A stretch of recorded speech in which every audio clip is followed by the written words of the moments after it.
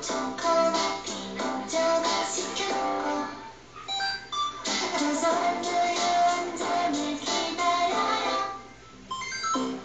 바보나하고 꼭 마주 앉아서 바로 손바닥 위에 예쁜 목살을 하죠. 따기나 귀요미 따기나 귀요미 따기나 귀요미 귀요미 귀요미 따기나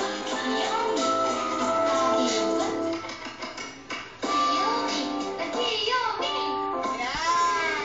Di ba? Thank you.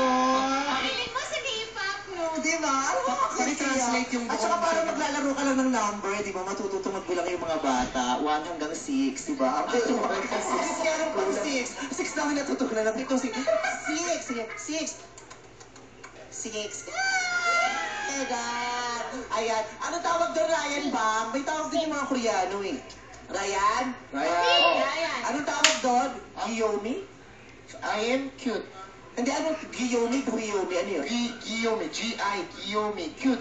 Giyomi ang tawag cute. Pero alam Ayan. din ng mga, ayun, no, taga-Dagupan. Alam nila. Alam niyo yun? Alam nila eh.